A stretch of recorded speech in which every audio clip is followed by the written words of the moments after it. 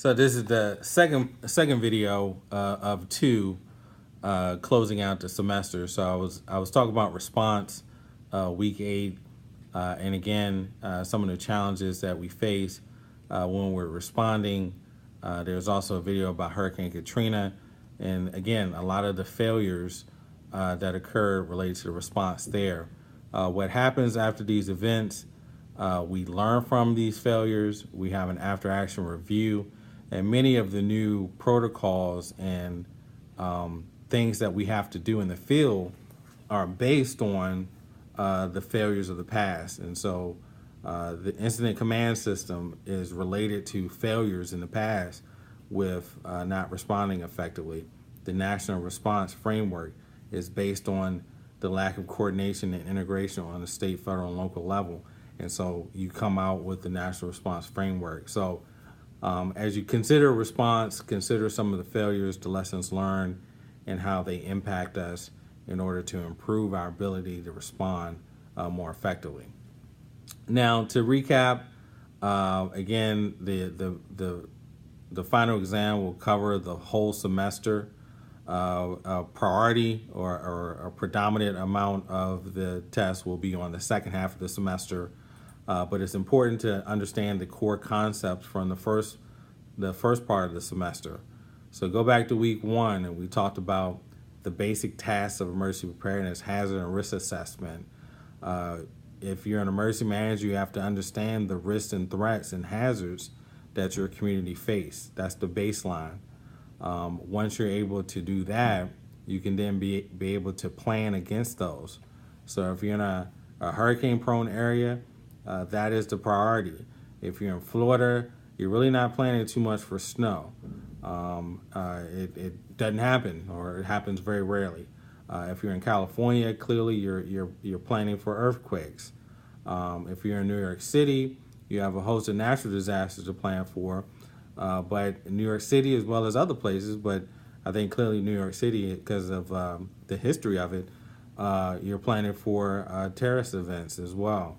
That's the same as in D.C. and other major cities. But everywhere now we're planning for the potential for active shooter incidents. So understanding the risks and hazards and the threats you face, clearly there's a number of tools that are out there, the threat hazard identification risk assessment, that helps us to baseline our threats and hazards. Then we move forward with planning. And our major planning document is Comprehensive Planning Guide 101 through FEMA. That helps us to develop our emergency operation plan, which is our playbook for how we respond, whether we're state, local, government, on how we respond to a disaster. So the threat assessment is important. Then we move into the planning, the core components of planning. As a guide, we use the Commonwealth of Virginia Emergency Operation Plan as a guide to show the different roles and responsibilities of different entities as it relates to an emergency operation plan. The whole concept is to fully leverage everyone's capabilities in a coordinated fashion to assist with response.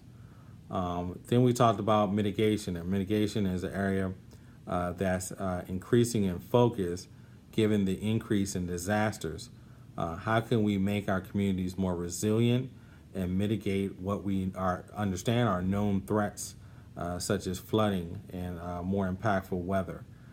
So understanding the core concepts of mitigation, how do we pay for mitigation? There's several different grant programs through FEMA that allow us to do that. And so that was essentially the first half of the semester. Again, baselining our threats and hazards, planning, and then mitigation. So when you consider the whole semester, really want you to understand the different phases of emergency management, preparedness, mitigation, response to recovery. And again, we also included some of the other areas that are key and important to the field, such as communication, looking at the future in terms of future threats, the impact of climate change, and paying for disasters. So again, I think you all should be in good shape.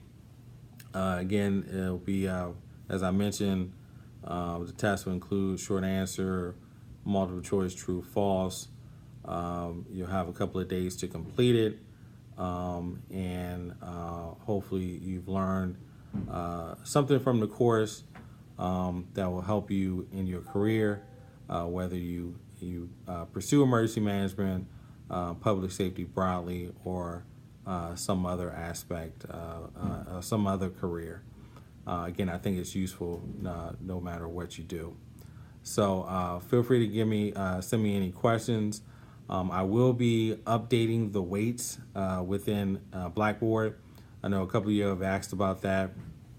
And if you want to look in the syllabus, you clearly see how much credit each component of the semester you'll get. Weekly discussion questions are worth 25% of your total grade. The FEMA certificates are worth 20%, quizzes 20%, the midterm 15%, and the final exam 20%. I will be updating the weights in Blackboard, also updating your grades related to the certificates and the discussion board questions here shortly. Again, please submit that by I believe I said Friday. It could be Monday, but please submit those as soon as possible. There will not be any extensions. So I wanted to cut back on some of the discussion board questions for the second half of the semester to ensure that you were completing those FEMA certificates. So with that, I think you have the information you need to study and prepare. Hope everyone does well in the final exam. Feel free to give any kind of feedback or send any questions.